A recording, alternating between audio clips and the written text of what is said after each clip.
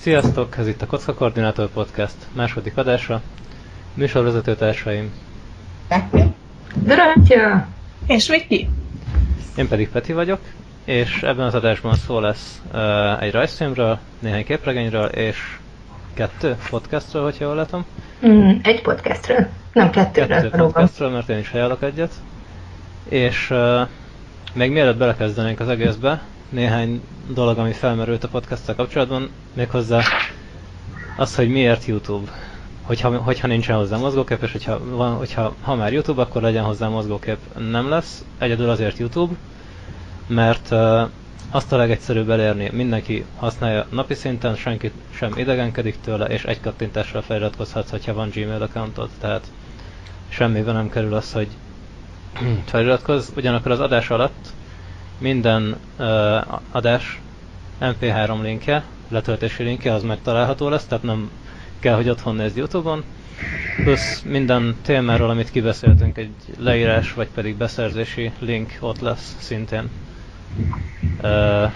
Amúgy Peti, a mozgóképet így lassan kezdeném vétózni. Tehát szerintem kezdjük azzal, hogy borítókép, azután pedig egy ilyen loopra kötött videó arról, hogy egy krumpli gurul egy, nem is tudom, konyhapadlón.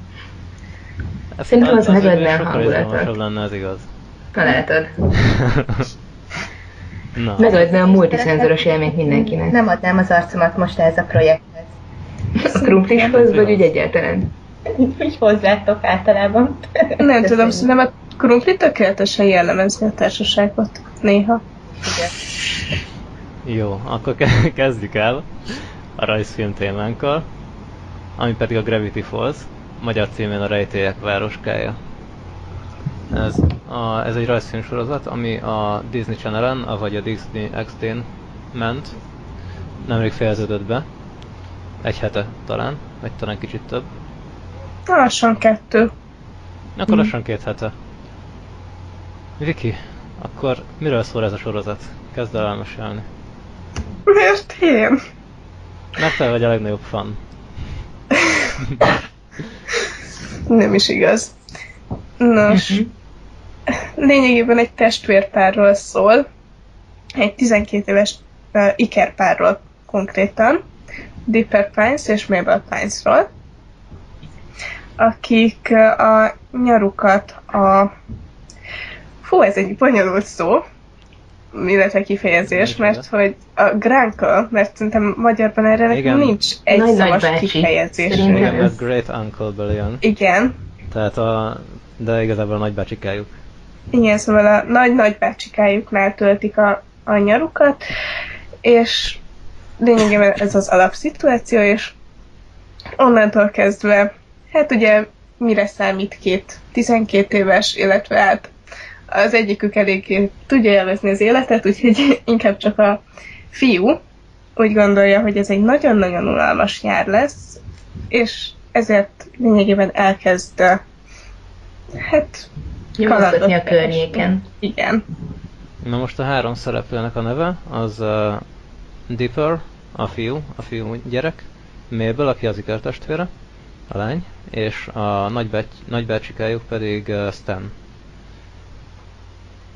Csak ezt így hozzáfűztem, mert az kimaradt. Igen. Stanről érdemes tudni, hogy egy turista csapdát üzemeltet, ahol mindenféle különleges kis bigyókat állít ki, mit tudom én, például hód, sellő és hasonlók, amiket ő eszkábál össze. Igen, tehát a legtöbb látványosság azon a helyen pillanatragasztóval készült. Igen. És ezeket mutogatja a turistáknak, hát elég borsos összegért. És többször is munkára fogja a gyerekeket, igen, a boltban, hogy segítsenek. Ez például az is beleszámít, hogy Dippert beöltöztették farkasfiúnak. Ó, igen. És hasonló. Igen, tehát ugye a 3 szereplő kapcsolata nem, illetve a gyerekek kapcsolata a nagy-nagybácsikájukkal nem indult túlzottan rózsásan, de azért nem tudom, hogy sok minden ellett azzal, hogy ez a sorozat folyamán szépen lassan fog azért változni. Például hatalmas fordulópont, amikor aztán leverett Perodaktit, hogy megmentse Mabelnek a malacát. Igen. Ez így kontextus nélkül furán hangzik, de amikor nézed a sorozatot, van értelme. Igen. Arcon vezet egy pterodaktiluszt. Igen. És még De csak nem is halat. vannak benne, akik halat is öklöznek, úgyhogy ebből is van halöklözés. Megcsináltuk. Bizony. Megcsináltuk, emberek. Hoztunk halöklözést megint. Ezekről megismerhetjük az ott dolgozókat, mármint ebben a Mystery Shack nevezetű turista csalogatóban, Igen. akik Sus és Wendy. Igen. Wendy, ugye? Igen, Wendy. Sus, akinek egyébként Jézus a neve. Akinek egyébként Jesus. Jézus a neve. Jesus. Jézus. És róla azt kell tudni, hogy mexikói, azt beszéltük? Vagy Szerintem valami igen. spanyol anyanyelvű legalábbis. Jupp. És hát kövér, nem az eszéről híres, viszont vicces. Az a lényeg, hogy Nerdy Jézus valahol Észak-Amerikában egy turista csalogatóban dolgozik. Igen, és szereti az animéket. Igen. Ezt kell tudnatok a sorozatról. Wendy pedig, hát, menő tini lány, gyakorlatilag. Igen. Menő tini Favágóinkben. Igen, menő tini lány alatt a favágó szörnyeket baltával elintéző menő tini lányt értsetek, nem a festem a körmöm kategóriát. Igen. Most, Baltáját festi. ami még nagyon fontos szerintem a sorozattal kapcsolatban, és nem lehet vagy igen, elsiklani. Hát tele van természetfeletti lényekkel, Gravity Falls, meg mindenféle természetfeletti jelenségekkel. De az egy dolog, hogy mi nem siklunk el fölötte, de a városka lakói igen. De a városka lakói, igen, ők elsiklanak fölött. Senki semmit nem lát soha. Ez a legszebb egyébként Stan turista csapdájában, hogy a környék tele van manokkal, zombikkal, vámpírokkal, unikornissal, mindenféle természetfölötti lényekkel, és erre ő a garázsban ragasztóz össze teljesen fikcionális hamisítványokat. Igen, mert az emberek az eredeti lényekre nem hiszik el, hogy léteznek, és nem fizetnek érte. Igen. Viki, te az egésznek a hátteréről akartál valamit mondani? Igen. Csak igazából annyit, hogy érdemes szóval, hogy amikor nézed a történetet, akkor érdemes egy kicsit magára a hátterekre is odafigyelni. Egyáltalán hogy szó szerint hátterekről beszélünk. Igen, én csak annyit írtam fel, hogy háttér. Nem, igazából nem csak erről, de így ezzel kezdeném, hogy nagyon érdemes odafigyelni arra, hogy milyenek a színezések, mert az egész nagyon szép. Tényleg gyönyörűek. Igen, tehát hogy amikor valaki ajánl egy rajzfilmet úgy, hogy ugye itt a Disney Channel-en megy egy rajzfilm végül is gyerekeknek, akkor valószínűleg nem az lesz a prioritásod, hogy oké, akkor most nézzük meg az artwork-öt. Pedig azért tényleg érdemes. Tehát nagyon-nagyon szép a sorozat. Igen, nagyon szép és nagyon jól van színezve. És azért is nézzétek a háttereket, mert el vannak rejtve mindig benne dolgok. Például nagyon sok háromszög, kis tárgyak, amik később újra előkerülnek, illetve szimbolikus jellegük van. Amíg ment a sorozat, a nézők rengeteg összeesküvés elméletet véltek felfedezni. Ebből legalább 60% igaz is volt. Úgyhogy... Amennyit kitaláltak, annak jó része, tehát nem. Nagyon sok igaz volt, de hidd el, hogy ez nagyon kis része, még így is az egésznek. Amit akartam mondani, hogy a háttérrel kapcsolatban, hogy volt olyan, hogy konkrétan ki volt valami betűzve a háttérben, de úgy, hogy nem konkrét betűk, hanem a tárgyaknak volt olyan alakja. Mi? Valamilyen malacccal kapcsolatban volt így odaírva. Nem tudom már pontosan mi, igen, de majd megkeresem nektek a képet. Mint háttér még így hozzátenném, hogy a szerző Alex Hirsch zseniális. És troll. De olyan aprólékosan csinálta meg az egész sorozatot. Olyan előre szóval, hogy már kb. Az első részben voltak utalások a legutolsóra. Szóval így, és mindenre odafigyel, szóval olyan dolgokat rejtett el, olyan dolgokat csinált, hogy konkrétan a példaképem lett ez az ember. Igen, tehát ez így tök sok sorozattal... akkor te is így fogod csinálni. Igen, lenne. Én is szivatom az embereket. Kérlek. De igazából megvan tényleg az a nagy előnye nagyon sok sorozattal szemben, hogy van egy kerek sztoria, és ezt akarja elmesélni, rendes kerek történet van, eleje, közepe, vége, konzisztens, tehát nincs az, hogy oké, akkor már 60. évad óta húzzuk az egészet, és nem tudjuk hova tart. Tényleg tök kerek. Igen. Tehát tényleg nagyon jól meg van írva. És van eleje, van vége, és ez nagyon-nagyon nagy pozitívum a mai sorozatokkal szemben.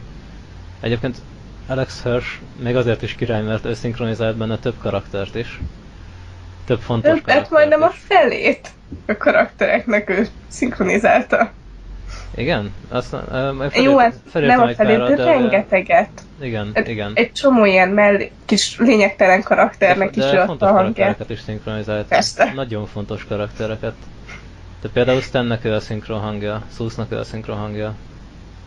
Van a városban egy örült feltaláló Old Man McGucket, tehát McGucket, öreg ember. A gonosz illuminátus Doritónak is ő a szinkron hangja. Igen. úgyhogy tényleg fontos szereplőknek ő a szinkron hangja, és egyébként az angol szinkron szerintem nagyon jó.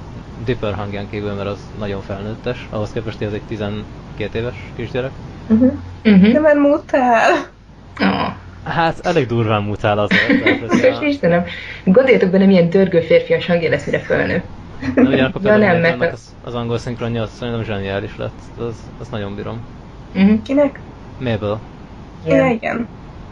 A magyar szinkron hang viszont gyengébb. Nem annyira borzasztó, ha azzal kezded. De az a baj, hogy én belenéztem a magyar szinkronba, és belehallgattam, és megnéztem egy jelenetet vele, és amikor még úgy is levágott, hogy rosszul fordítottak, hogy nem tudsz angolul, mert egyszerűen nincs abban a szövegkörnyezetben, abban a kontextusban értelme annak, amit mondanak, akkor tudod, hogy itt valami nem jó. Jó, Hát de jó, a de az fordítás az nem a szinkron. igen. Ez nem a szinkron. Jó, de a szinkronban nem csak a szinkron színészek tartoznak bele, hanem a szöveg is, amit elmondanak. De erről nem ők tehetnek. Nem mondtam, hogy a szinkron színészek tehetnek róla. Az már más kérdés, hogy szerintem a szinkron színészek is rosszak, vagy legalábbis nagyon karakteridegenek. Igen, de szerintem Stannek nem lett rossz például a hangja. Ja, igen. És Fordnak se. Szerintem a magyar hangok kollektívan rosszak. Ehhez a Szokták rajzfilmhez. mondani, hogy a magyar szinkron milyen jó volt, és volt ebben igazság 10 évvel ezelőtt. De sajnos ezek a szép régmúlt idők már letűntek, már nem olyan jó a magyar szinkron, mint Igen, tehát valószínű, hogyha megint előveszünk. tud angolul, vagy szeret felirattal nézni dolgokat, vagy csak nem zavarja a felirat, akkor én mindenképp azt ajánlom, hogy angolul nézze ezt a sorozatot. Jupp. De gyanítom, hogy bármilyen rajzfilm vagy egyéb sorozatot fogunk bemutatni a jövőben, ez állni fog mindenre nagyjából. Valószínűleg igen. Tehát én mindig egyébként az eredeti nyelvet preferálom az utószinkronnal szemben, mert olyan sok minden elveszik a fordítás közben. Meg egyszerűen annyira nem találják el sokszor, főleg a magyarok a szinkron. Bár az is igaz, hogy az amerikaiak is, mikor mondjuk japán rajzfilmeket szinkronizálnak. Na ugye. Animéket, az is borzasztó szokott lenni, szóval. Attól függ, Disneyben eltalálják a szinkronokat. Jó, de ott vasok önnek kényszerítenek mindenkit, az más. A nagy Disney filmekben. Jó, mert ott az eredeti szinkron. Mi? Nem, a magyar szinkron. Ja, a magyar. Eltalálják. De ott muszáj, mert ott a Disney az tényleg vasok önnek kényszerít mindenkit, hogy jó szinkron hang legyen. Elégül is hogy hívják is Disney-s sorozat? A Gravity Falls, tehát de mondom, ezért mondom, hogy vasok önnel, hogy jó legyen. Hát jó, de akkor mennyi sorozatot kéne vinniük folyamatosan, hogy de akkor idejét. Meg nem tudom, miért van akkor ez a Disney rajzfilmeknél, mert például a Marvel filmeknél, ami ugye szintén a Disneynek a tulajdonában van, ott is sok a béna fordítás. Meg kihoznak moziba olyan feliratos filmeket, hogy a felirat hibás, kihagynak részeket, helyesírási hibás, meg ilyenek, szóval. Peti, ez a fordításnak nem fognak utána menni. Ez azért van, Peti, mert a Disneynek van az a saját kis része, ami tényleg eredetileg is Disney, és szerintem ahhoz így foggal körömmel ragaszkodik, hogy annak már pedig jónak kell lennie. Még jó, hogy nem tehetnek mást igazából, tehát egyszer megidézték Walt Disney szellemét, azóta nem hajlandó elmenni, és örködik a szinkron fölött. Tehát most lehet. Egyébként, ami a magyar rajzfilm szinkronokat illeti, körülbelül van 4 darab szinkron színész, aki ezekért felelős. Tehát, hogyha elkezded nézni a rajzfilm, mindenből nézd meg egy-egy epizód, ami fut valaha Magyarországon rajzfilm, és ugyanazokat a hangokat fogod hallani folyamatosan, újra és újra. Ez annyira szomorú egyébként, és az a még szomorúbb, hogy a filmeknél is ugyanaz van, csak ott mondjuk nem 4-et hallasz újra, hanem ugyanazt a 20-at hallod az összes filmnél, és van több ezer külföldi színész, és ugyanaz a 20 magyar szinkron színész fogja mindet leszinkronizálni. tanulság gyerekek, legyetek szinkronszínészek, nem fogtok sokat keresni, de legalább a gyerekek boldogok lesznek. Jó. Amúgy Dorottya szerintem nem szellem, hanem a démoni paktum csak az eredeti Disneyre érvényes. Lehetséges. Miért is akkor mi sajnálod a dicsőséget Walt Disney szellemétől, vagy mi a probléma? Nem, de hogy is, én nem mondtam ilyet, csak... Csak hogy témánál maradjunk. Térjünk vissza Gravity Falls-hoz, méghozzá titkok és rajongói teóriákat. Ugye minden részben, minimum a rész végén el van rejtve egy üzenet, plusz ugye az opening végén egy ilyen suttogás hallatszik. Amit, hogyha visszatekersz, akkor megkapod az eredeti jelentését. Visszafelé le kell játszanod, és... Igen. és akkor beszélgethetsz. Igen, tehát mi igazából nem nagyon szeretnénk senkinek elspoilerezni a különböző rejtélyeket, meg egyébeket, ha esetleg kedvet éreztek magatokban, hogy felderítsétek magatok, de azért szerintem ez kiindulónak megteszi. Mert a rész végén egyébként ilyen egész egyszerűen feltörhető kódokkal vannak megadva ezek a titkok. De... Főleg, micsoda? hogy van egy honlap is külön erre, ami az összes Gravity Falls-os kódot, de ott van szépen, hogy melyik milyen, csak begépeled az adott szöveget, és kiválasztod, hogy melyikkel akarod feltörni, és feltöri neked. Igen. Az szép. De van egy oldal, ahol konkrétan csak össze vannak írva az összes ilyen kód, ami le volt írva a részben, és mellé lefordítva. Tehát én nem szoktam venni a fáradtságot, hogy leírogassam, és inkább megnézem. Tehát akkor hol az izgalom, hogy te törheted fel? Miért Viki neked a falat tele van ilyen kivágott újságokkal, meg lefordított kódokkal, meg fotókkal, dorítókról, vagy így... Igen. Hát ezt tudnád. Tudod mit, inkább nem. De még milyen dorító? Nem akarom tudni. Szóval tényleg, és emellett rengeteg rajongói teória került fel az internetre, ami nagyon sok jól ki is volt dolgozva. Igen, mert a Gravity Falls az eléggé darabosan került adásra, tehát voltak olyan, hogy 2 hónapot, vagy akár fél évet kellett várni egy új epizódra, úgyhogy ez adott időt a rajongóknak, hogy kicsit úgy emészszék a sorozatot, és így úgy sok érted, hogy felhányjanak magukból. Úgy érted, hogy lassan belecsúszanak az őrületbe. Tehát igazából tehát ennek a rajongói tábora néha nagyjából megfelel annak, aki nem is tudom, a chemtraileket nézegeti az interneten, nem is tudom, Illuminatiról motyog a sarokban. Tehát azért... Ez szerintem elég sokszor megtörténik a Gravity Falls fandomon, hogy Illuminatiról motyog a sarokban. Igen, de azért tényleg volt egy nagyon-nagyon intenzív időszak egy a rajongói tábornak, amikor azért úgy tényleg a épelme határán korcsolyáztak békésen. Milyen épelme? A Gravity Falls eldöntötte, hogy egy háromszög szexi, na én azt Az a háromszög szexi. Miért? Egyébként azért hozzátenném, ez nem feltétlenül csak a rajongók hibája, nem az, hogy a háromszög szexi, az kizárólag a rajongók hibája, és inkább ne beszéljünk róla, hanem az, hogy lassan belecsúsztak ebbe az összeesküvés elméletpokolba. Mert tulajdonképpen a készítőnek konkrétan feltett szándéka volt, hogy a jelenlegi generációban olyan paranoiás gyerekeket neveljen, mint amilyen ő volt. Tehát ez konkrétan neki egy ilyen kimondott szándéka volt, és azt hiszem, hogy sikerrel járt.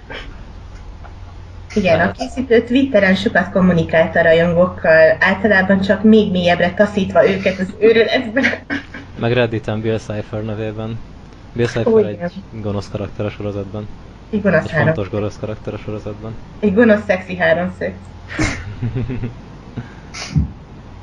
Majd meglátjátok. Igen.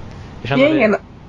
Bocs, csak hogy elfejtettük hozzátenni, hogy amúgy a szerző nagyon-nagyon sokat merít a saját gyerekkorából, ugyanis neki is van egy ikernővére. Úgyhogy... Aztán meg a saját nagyapjára mintázta. Igen, és azok vannak benne a történetben, feltételezem a végére ez már nem igaz, de mert ki tudja, amit ő szeretett volna gyerekkorában átélni. Hát, nem tudom. Lehet, hogy a vége is olyan. Igazából én is igen, szóval nem panaszkodnék. Ez elég király lenne egy ilyet átélni. Igen, azért azt nem mondom, hogy egy kicsinek nem meszkeltem be a nádasba gyík embereket keresni, tehát így... Már akkor is a gyík emberekben hittél. Ez sosem múlt el, tudod, Peti? Ugye, hogy a homokba vájt kicsi barlangok és nem tudom, különböző mieliki szentélyek. Nem tudom, miről beszélsz. De tudjátok, hogy ténylegesen és komolyan létezik ilyen elmélet, hogy valójában mindent a gyík emberek irányítanak. Persze. Jó, oké. Akkor megnyugodtam. A lizard people. Igen. Egyébként, ami még fontos, hogy azért eléggé vicces az a sorozat, tehát annak ellenére, hogy ilyen rejtélyes, meg ilyen misztérikus, tele van humorral, tehát én nagyon bírtam, sok vicces. És amúgy néha meglepően felnőtt humorral operál. Igen, ahhoz képest, hogy Disney megy. Ha Tumblr-t kérdezed, akkor az egész katasztrófa és nagyon szomorú, és sírunk mindenem. Én ezt nem tudom, hogy... akkor mindent túl gondolnak és túl komolyan vesznek. Valóban. De egyébként humor kategóriában még érdemes megemlíteni, hogy a stáblista végén nem csak egy kis titkos üzenet van kiírva, hanem általában egy ilyen pár másodperces jelenetet is mutatnak. És hát hogy is mondjam, ez így eddig a kedvencem az rögtön az első részben következik, ugyanis ott szerintem legalább 10 másodpercig mutatták, ahogy egy gnóm folyamatosan egy szivárványt hány. Igen. És 10 másodpercig ott állt a gnóm és öklendezett egy szivárványt. Nem öklendezett, folyamatosan jött belőle.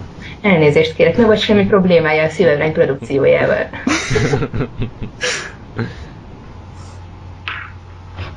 Jó. Szerintetek miért érdemes ezt a sorozatot nézni? Miért ajánlanátok? Miért ajánljátok? Rákoztam. Mert egy nagyon jó sorozat. De mi jó benne, úgy értem. Iszonyatosan beteg humora van, és közben még gondolkodhatsz is rajta, hogy jesszusom, mi fog történni. Úristen, ez mit jelent? Minden jelent valamit. Tényleg minden jelent valamit, miközben beszarsz a röhögéstől. Mert hogy epizódikus, tehát minden történetnek, tehát minden epizódnak van egy saját története, de így az overarching plot, tehát amíg végig körbeveszi az egészet, az is szép lassan, folyamatosan halad, anélkül, hogy akár észrevennéd. És nagyon szépen megszerkesztett, és azután a sok szar után, amit néztem, olyan jó volt nézni, hogy értelme van a sorozatnak. Igen, és azért ellenem, hogy nagyon jól van megírva, és át van gondolva, és emellé nagyon jó a humora is. A készítők nagyon betegek. Igen. Egyébként az egész sorozat az 2 évad, összesen 40 rész. Ebből minden rész 20 perc, az utolsó az 40 valahány. 1 órásra ígérték, de az reklámokkal együtt jelentett 1 órát, úgyhogy én ebben egy kicsit azért csalódtam, így a hosszában, de egyébként tökéletes befejezés volt szerintem a sorozatnak. Mindenféle spoiler nélkül. És emellé vannak még néhány ilyen short, tehát ilyen rövid részek, ilyen pár perces. Abból mennyi van, nem tudjátok? Fú, sok. Nem, szerintem max 10. Várjál, közben megtaláltam. Azt mondja, hogy 6, meg 5, meg még 3x2, tehát akkor 17 darab ilyen rész van. Mondom, hogy sok. Igazad van. 17 ilyen pár perces rész van, tehát az összes ilyen pár percessel együttesen szerintem fél óra alatt lehet végezni. Úgyhogy az se is egy hosszú valami, viszont viccesek azok is. Igen, azok úgy lettek felvéve, mintha a karakterek készítettek volna magukról ilyen kis videókat. Igen. Victor elindul felfedezni a különleges kis dolgokat a városban, Mabel ilyen, hát tanítsd magad videókat csinál, matricagyűjtésről, fodrászkodásról és hasonlókról. Pasizásról is, nem? Pasizásról is. Szusz pedig barkács videókat csinál, nagyon-nagyon gagyin megvágott ilyetekkel. Most miért mondod ezt? Nem, gyönyörű mű. Igen, a filmeket. Művész ilyen kivitelezett. Yep. Igen. A belső Picasso sírt alatta. És azóta se hagyta abba. Nem. Ezen kívül egyébként érdemes még a karakterek miatt is nézni, mert tényleg mindegyik nagyon szépen meg van csinálva, van karakterfejlődés is szerintem. Van. Főleg úgy, hogy vannak felnőtt, kidolgozott, kifejlett karakterek, akikről, ahogy nézed a sorozatot, kiderülnek dolgok, ami miatt egy egészen új karakter lesz lényegében. Igen, Szóval- és meg tudod a hátterét egy csomó karakternek. Igen. Annak is, aki eredetileg csak ilyen vicc karakternek indult. Szóval Igen. figyeljetek oda. Igen. És nagyon szerethetőek a karakterek Igen. egyébként. Pont amiatt, hogy nagyon vicces és nagyon szeretetőek a karakterek, annál jobban fog fájni, amikor valami történik is velük. Igen. Jó, de ez ilyen általános. Igaz. Azért valamennyi dráma van benne, hogy ne legyen teljesen tétlen. Ja. Oké, de senki nem fog rajta könnyeiben úszni, tehát azért... Oké, nem szóltam. Nem. Senki normális nem fog rajta könnyeiben úszni. Senki a Tamberen kívül. Igen. Jó, de azért valljátok be, hogy amíg nem tudtuk, hogy mi a vége, addig voltak elég érdekes és elég szomorú elképzelések. Oké, belülúztam a könnyeimben, kívül nem. Kívül, mint a szikla. Én mondtam, hogy mi lesz a vége. Olyan, Jó, hogy megélted a fogadást. Igen. Bocs, nem hagyhattam ki. Aj. de nagyon jó lett. Uh-huh. Még így 2 hét távlatával is nagyon jó lett.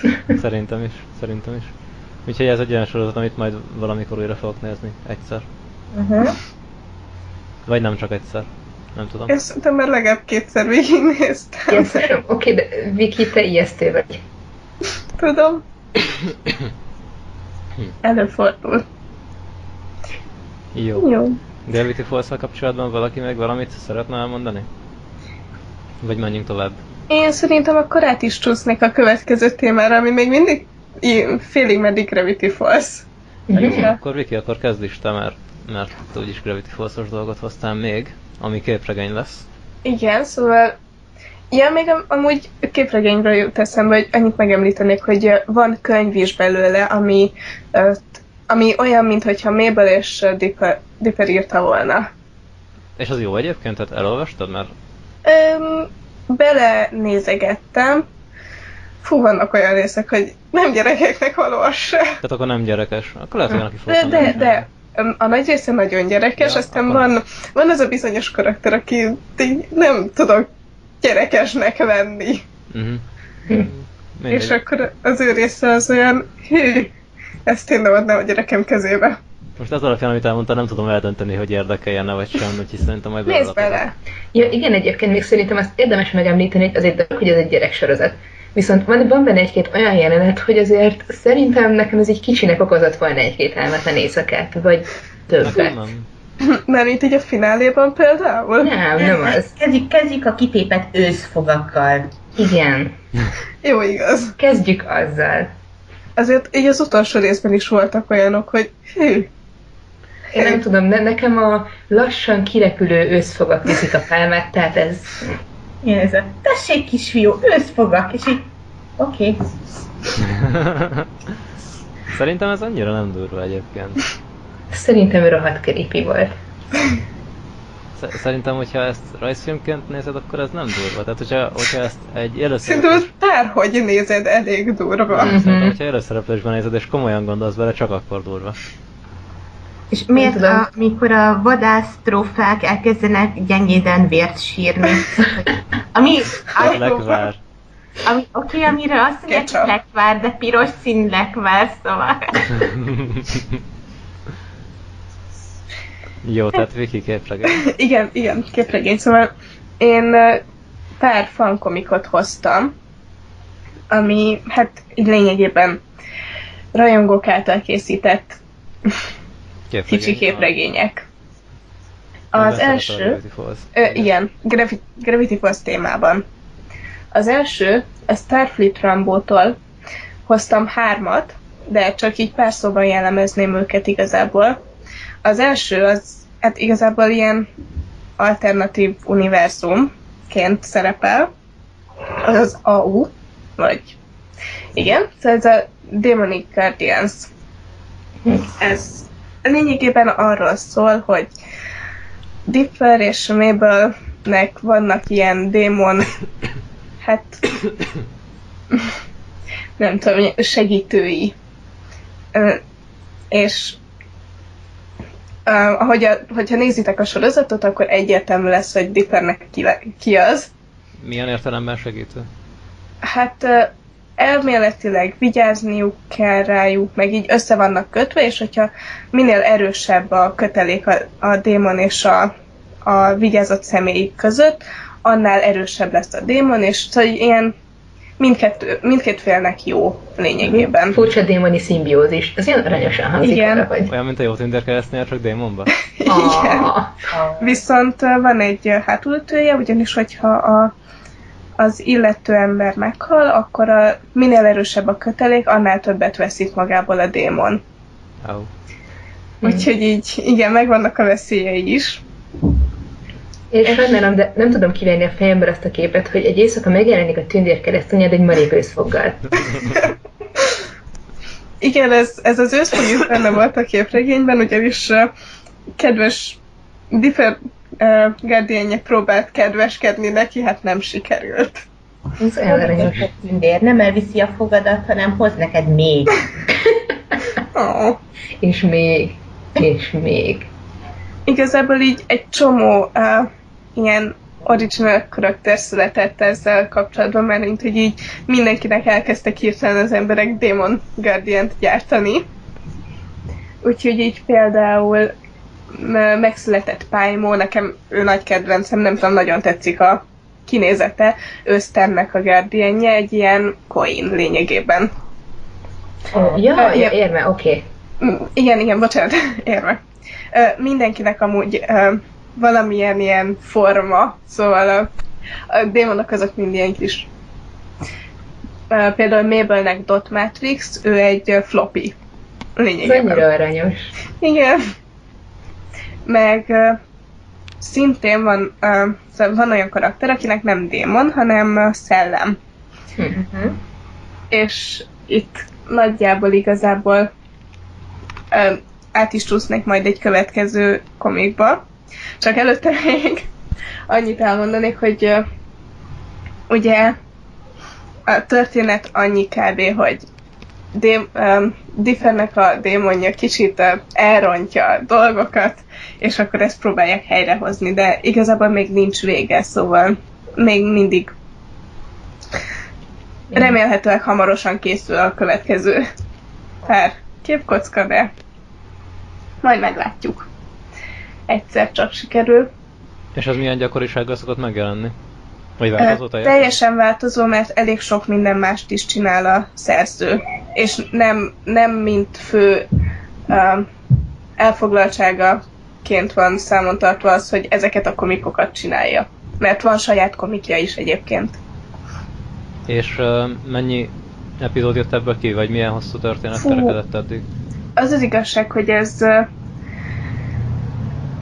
nem konkrétan így epizódok meg, szóval, hogy néha jön frissítés, teljesen random, és amúgy nagyon sok az egyéb ilyen csak egy-két kép, vagy ilyesmi, szóval nem feltétlenül úgy gondoljatok rá, mint egy összeszedett normális komik, így szép kivehető oldalakkal, hanem van, hogy csak ilyen pár kocka jön, amúgy összesen 18 oldalnyi dolog, mert hogy... De amúgy Tumblr-on ez azért legtöbb képregényre elmondható, hogy így szokott jönni, hogy igen, ezt nem tudom igen. mikor, másrészt így pár képkockánként, nem? Igen, szóval nincs semmi konkrét, várjuk, amikor hát ha egyszer. Végülis emberek ingyen és bérmentve hobbibot csinálják. Nem is lehetnek olyan nagy elvárásai. Persze. Igen, viszont én nagyon tudom ajánlani, mert szerintem a stílusa nagyon aranyos a csajnak. Úgyhogy így nem egy ilyen hatalmas művészi, elég egyszerűen rajzolja a komikot, de látszik, ahogy fejlődik az is, hogy mennyire gondolja éppen komolyan, hogy mennyire csak éppen, hogy csak rajzoltam valamit, és mi az, amikor ténylegesen odaült, és akkor foglalkozott vele. De mind a két verzió nagyon jó szerintem. Aranyos nagyon. És akkor igen, a szellemekre visszatérve, például a Pacificának is szellem a Guardianje, akivel majd a sorozat folyamán szintén találkozni fogtok. És Robbie, akiről amúgy nem esett szó, de annyira nem fontos karakter. Ő egy emos srác a sorozatban. Igen, mégis fontos, de nem játszik olyan nagy szerepet. Igazából. Nem tudom, hogy emos, de nagyjából megtestesíti a teenager angstet így a sorozatban. Igen. Neki fáj az élet. Nagyon fej. És fekete. Igen.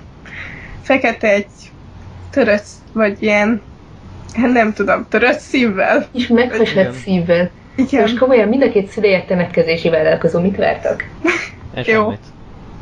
És az ideje nagy részét haladtak, és sírok között tölti. Jó, de neki van rá legit indoka, tehát nem csak, hogy ott lóg a temetőben és fáj neki, tehát így... Hanem ott dolgoznak a szülei, akik szuper boldogok, és szuper életvidámok. És szörnyűek. Nagyon tipikusan ez a suburban family, így a szülei, tehát ilyen nagyon vidámak és nagyon plastikak, tehát ilyen túl vidámak. Ahhoz képest, hogy így temetkezési vállalkozók. Nem ilyennek képzelnéd el. És akkor, szóval ezzel át is csúsznék a következő komikjába, a Smell Like Death, ami igazából Robbie-ról szól, és az ő, hát nincs, szóval nem úgy kötődnek egymáshoz, hogy ténylegesen ki van jelentve, mert az egy másik komik, amihez jobban kötődik ez, de lényegében Robbie és hát félig meddig a Guardian-je, mert itt ez így nem jelentkezik sehogy, csak találkoznak. Danny Phantom, aki a Danny Phantom című mesében, rajzfilmben van, mint főszereplő, és szóval az ő kapcsolatukat mutatja be lényegében, hogy próbálnak megbarátkozni, csak mint szellemnek nem igazán lehet érteni, hogy mit mond, ami amúgy tök jó, mert az egyik ilyen, most nem tudom, hogy melyik, de ilyen kódokban beszél lényegében, amit fel lehet törni, meg lehet fejteni, ha valakinek hiányozna esetleg a Gravity Falls-ban, miután végignézte a kódtörés. Tehát a képregényben az ő szövegbuborékában kódolt üzenetek vannak. Igen. Tehát ahhoz, hogy olvast, folyamatosan fordítgatnod kell. Valahol le van írva, hogy mit mond. Ja, jó. Valahol. És akkor ezzel így le is zárnám ezt a komikot. És a következő, ami a Garden Falls, amihez ez egy picit kapcsolódik, de nem szervesen, ami pedig egy crossover szintén, mint az előző, az Over the Garden Wall, amit egyszer majd nagyon szeretnék hozni, mint téma, mert egy gyönyörű mese. Igen, az is majd valamikor jöhet. És a Gravity Falls-nak egy kevert kis komikja, aminek az alapszituációja az, hogy Dipper átkerül az ismeretlenbe, ahol az egész Over the Garden Walls játszódik. És hát így próbál hazajutni lényegében. Találkozik a másik meséből jól ismert karakterekkel. De amúgy azért így hozzátenném, hogy az Over the Garden Walls azért ezt az egészet még úgy nagyjából a még vicces, meg oké kategóriában csinálja. Ez a komik viszont már hát én nem túl boldog. Nem, valóban. Nem, és ráadásul itt az van a fókuszban, amennyire emlékszem, hogy hogyan került, hogy miért került oda Dipper. Igen, ami szintén egy nem boldog, úgyhogy hát nem. Így készüljetek fel esetleg vérre. Esetleg. Hogyha esetleg. Tehát figyelmeztetés, esetleg vér. Esetleg teljes egek. Esetleg teljes 100%-ig biztosan vér. Esetleg vér, talán lekver. Igen, úgyhogy, de hogyha tetszik esetleg a rajzoló stílusa, akkor mind a három komikot nagyon tudom ajánlani. Tehát ezt mind a hármat ugyanaz rajzolta? Igen. És mindegyik nagyon jó a történet is, csak ugye mindegyik befejezetlen. Igen, és sajnos. Mindegyik, amit te most ajánlasz, illetve fogsz ajánlani ma, az mindegyik angol nyelvű, ugye? Igen. Jó. Tehát akkor csak angolul tudoknak lehet eleve ajánlani. Ilyen sajnos. Vagy aki szeret képeket nézegetni. Igen, aki szereti a szép rajzokat, mert azért vannak szép rajzok. Igen, nagyon. Én szeretem a stílusát. Én ezek közül csak a Garden Force-t olvastam, és annak én is szerettem. Igen, arra erős figyelmeztetés, hogy tényleg szomorú. És tényleg lekvár. És tényleg lekvár. De amúgy így szépen mutat be karaktereket is, szóval hogyha kedvet kapsz hozzá és elolvasod, akkor lehet, hogy kedvet kapsz még jobban megnézni mind a két mesesorozatot. Mert így jók a karakterek, és érdekes. És akkor át is térnék a következő komikra, ami már nem Starfleet Rambo-tól, hanem Bede-től, aki Boring is dull. Bocsánat, az angol kiejtése miért az szörnyű. Szóval Szerintem Bede... érthető volt teljesen. Boring is dull. Igen. Ő szintén egy befejezetlen, viszont viszonylag gyakoriban frissíti a komikját. Ellenben nagyon az elején tart még. Szóval nem lehet tisztán látni, hogy mit akar kihozni belőle, de szintén egy jó rajzolási stílus szerintem. De eddig körülbelül miről szól? Oké, még nincs körvonalaz vagy konkrétan, mire lehet számítani? Jelenleg úgy kezdődik, hogy Bill elvesztette minden erejét. Úgyhogy... A szexi háromszög. Igen. Úgyhogy jelenleg csak egy icike-picike kalapos háromszög erő nélkül, aki próbál túlélni. Én ilyeneket szoktam szalszával lenni. Ugye? Kis csokornyakkendővel, meg minden. Hát alkalmanként. Helyes. Meg kell adni a módját. Bizony. Nincs rajta kalap, nem is az igazi. Ja. De csak hogyha fancy érzem magam, tehát én. És éppen egy vaddisznó előtt próbál megmenekülni, elfutni, szóval nem igazán sok sikerrel, nem szokott háromszög lábain. Igen. Icike-picike háromszög lábacskákon. Szóval próbál menekülni, amikor is belefut, illetve hát a megmentője fut bele lényegében. És hát felkapja és elrohannak. És így körülbelül valószínűleg arról fog szólni, hogy Bill hogy alkalmazkodik ahhoz, hogy nincs semmi ereje, és csak egy icike-picike háromszög. Mit meg lehet tenni? Wow. Ne együk meg. Akkor ez kimondottan komédia kategória? Jelenleg igen. Jó. Én azt mondanám. De mondom, még nem igazán lehet tudni, hogy hová tart, de én szeretném ajánlani mindenkinek, egyrészt, hogy támogassam a rajzolót, mert igazából így egy nagyon rendes, nagyon aranyos személyről van szó. És hát meg azért nem árt, hogyha olvastok olyan Gravity Falls fankomikot, ami nem sírjátok magatokat álomba, tehát... Igen. Ki tudja, még tragédiába fordulhat. Igazad van. Szóval így szeretném ajánlani ezt is mindenkinek.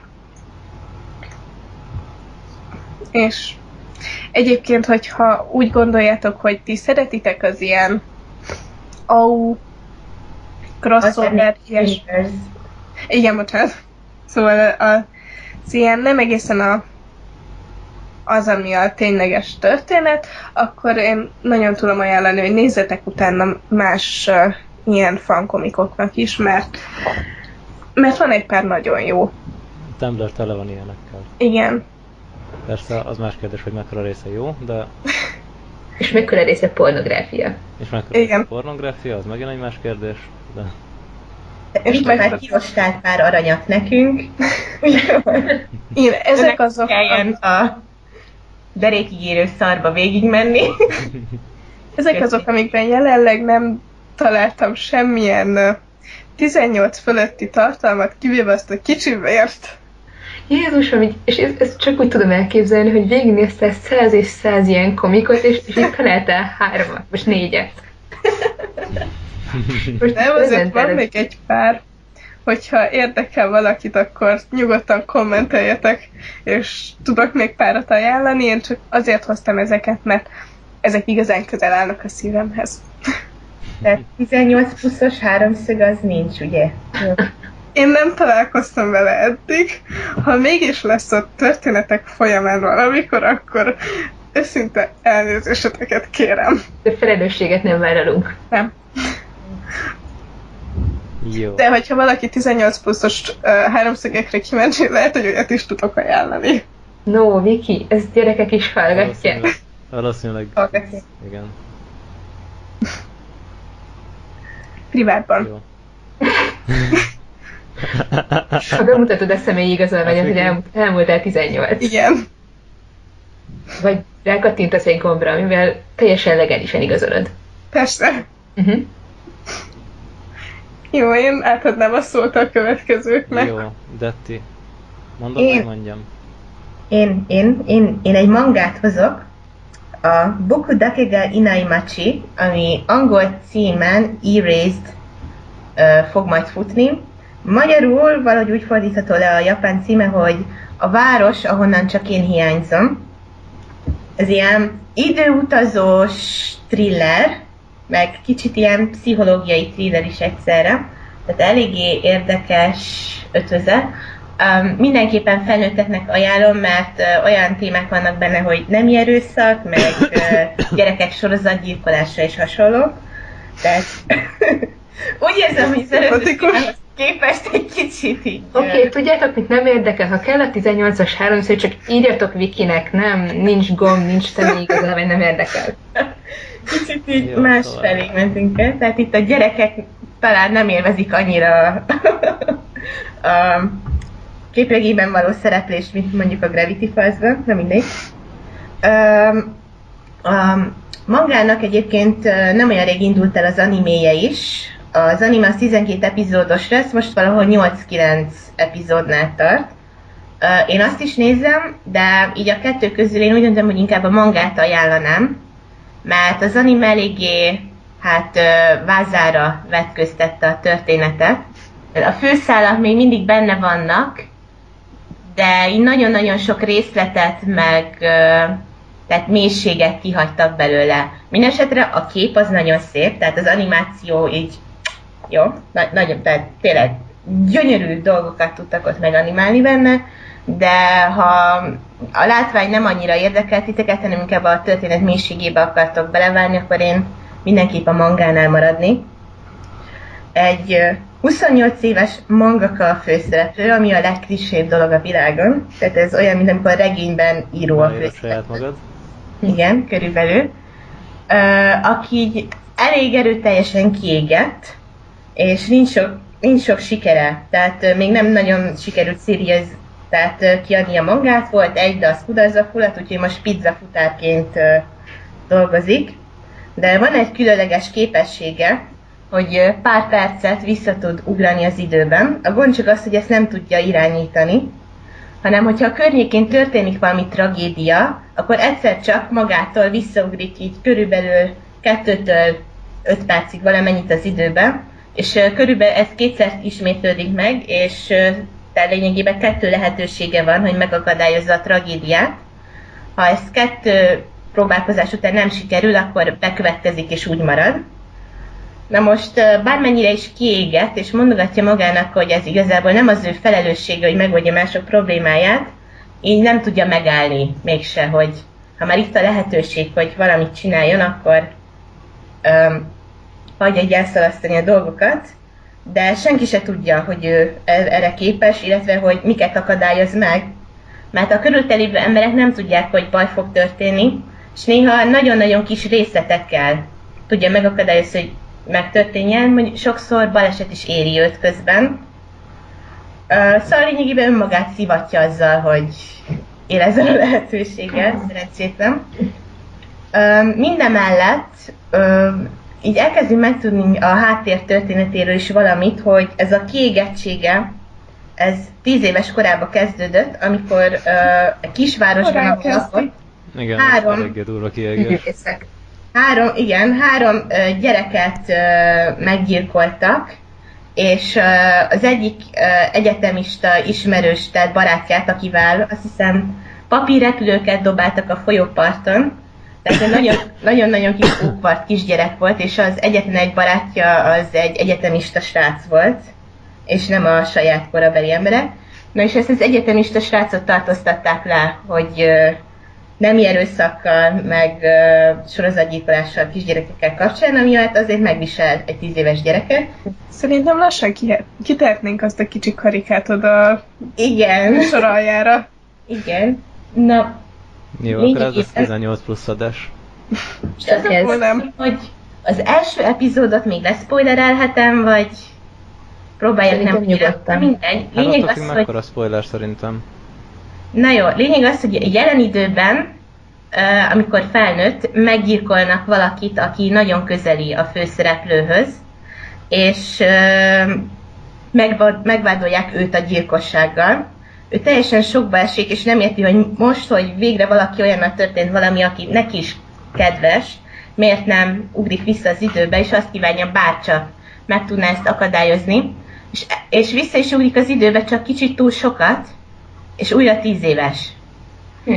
És kiderül, hogy ahhoz, hogy a jövőbeli gyilkosságot megakadályozza, már azokat a gyilkosságokat el kéne kezdenie vizsgálni, amik a múltban történtek, tehát a 3 kisgyerek eltűnését. És van egy pici oda-vissza ugrálás a múltba és a jelenben, ahogy a múltban konkrétan vizsgálja a dolgokat és próbálja megakadályozni a gyilkosságokat, illetve a jelenben, amik változások bekövetkeztek a múltban tettei alapján, vizsgálja a régi ilyen rendőrségi anyagokat, hogy azokban esetleg kiderül, hogy ki volt a gyilkos, és miért van a múltnak és a jelennek egymáshoz köze. Ez tök jól hangzik. Ez egy időutazós nyomozós. Igen. Ez az. Igen. Igen. A múltban viszont eléggé nehéz, mert tehát, hogy is mondjam, Gyerek, tehát és senki nem veszi megvannak a komolyan? felnőtt emlékei, de így a kognitív folyamatai teljesen visszafejlődnek egy 10 éves gyerekre. Miben mutatkozik ez meg? Tehát így a döntési képességében, meg a kicsit az érzelmi intelligenciája is visszamegy gyerekre. Ez nagyon király. Hát kinek nem fejlődött ki a prefrontális Gondolatban kérge? észre lesz fel is fogja. Tehát, hogy így sokszor így magába gondolkozik, hogy miért csinálom ezt, én ezt jobban tudom, tehát, hogy így a felnőtt Analizálja fejjel saját magát. gondolkozik, de nem tudja kontrollálni teljesen a reakcióit. A teste Oké, ez saját nagyon maga ellen király. dolgozik.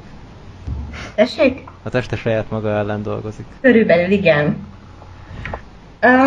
És van az első áldozat, Kajó, őt próbálja először csak megmenteni, akit eleve ver az anyja, tehát tényleg ez így nagyon kis tragikus és szomorú történet, és elsődlegesen őt próbálja megmenteni, és utána jön a másik 2, akik még kicsit más a helyzet, de nagyon-nagyon-nagyon sokat szenved, és próbálja kisgyerekként kavarni a szart, és minden ellene szól.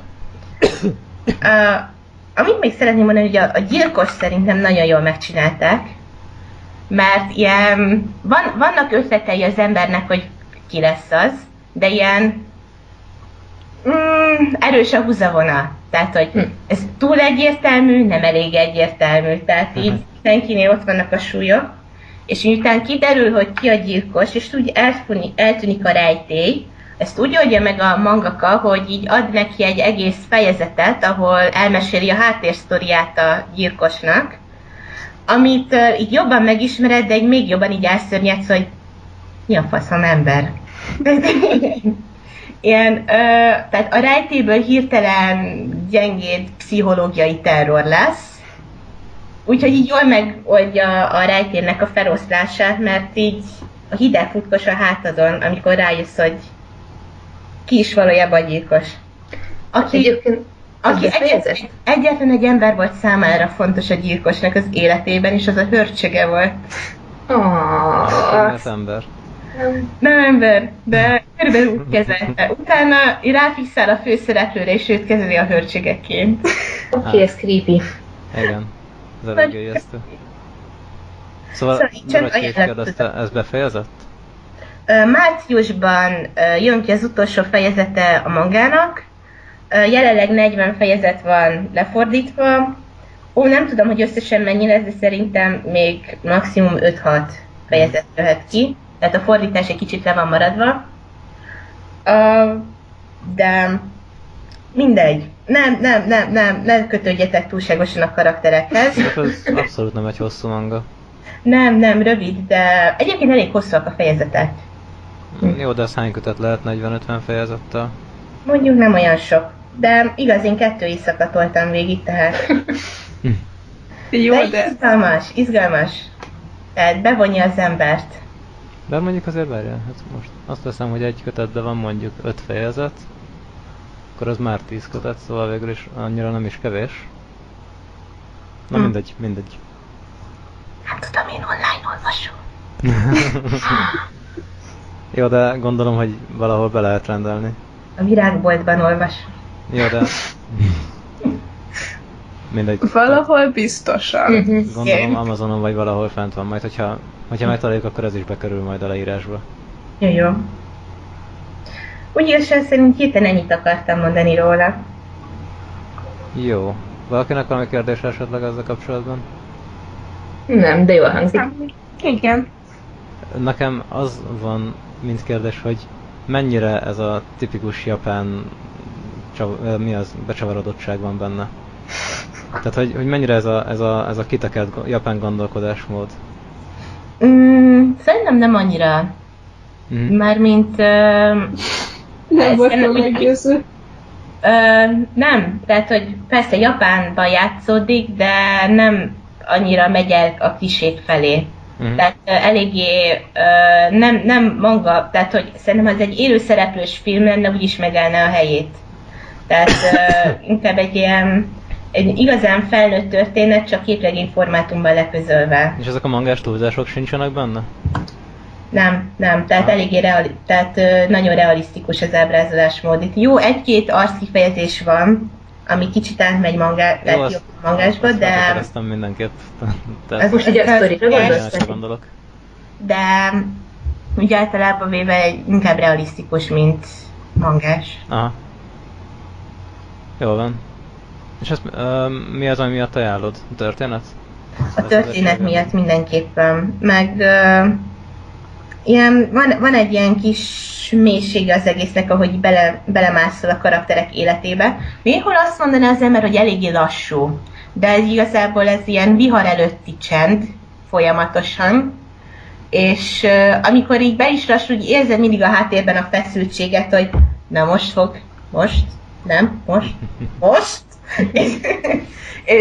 vagy csak így dobálja feléd az utalásokat, hogy igen, most, de még nem most. Mindjárt izgalmas lesz, de még nem. Igen. Vagy egyszerűen csak többet tudsz meg a karakterekről, hogy jobban fájjon. Aha. Történik valami. Ja, az is érdekes. Jó, akkor hogy semmi egyéb ezzel kapcsolatban nincsen senkinek, mondani való kérdés, stb. Akkor én mondom a sajátomat. Oké, akkor nincs senkinek semmi. Én az Ánybíró című mangát ma hoztam, amit két koreai író, Yonin Van és Yang Kyung-il készített. Ez egy 17 kötetes sorozat, tehát összesen 17 kötet, plusz egy guide jelent meg belőle.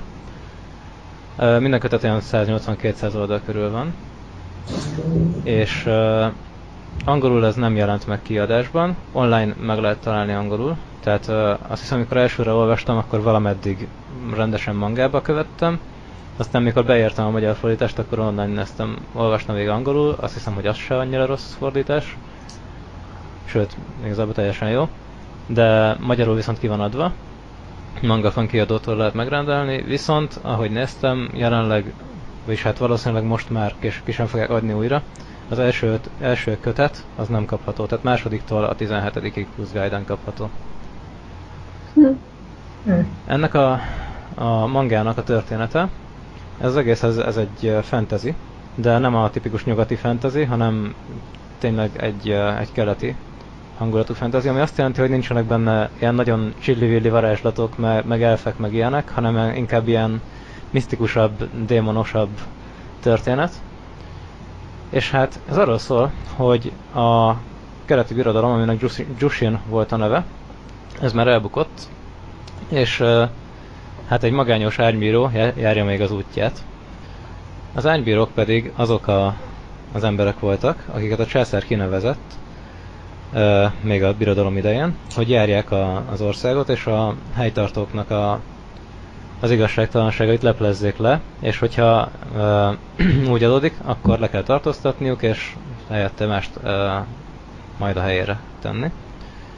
Most ehhez nekik Mahai pecsétjeik voltak, amik 1, 2 vagy 3 lovat ábrázoltak, és az első 2 az mindkettő sima katonai egységeknek fölött engedett irányítást, tehát az olyan volt, mintha, mit tudom én, te egy százados lennél, és akkor van egy századod, akit irányíthatsz, csak itt nem konkrét század, hanem hogyha elment egy városba, akkor az ottani valamilyen őrséget például, azt simán igénybe vehette.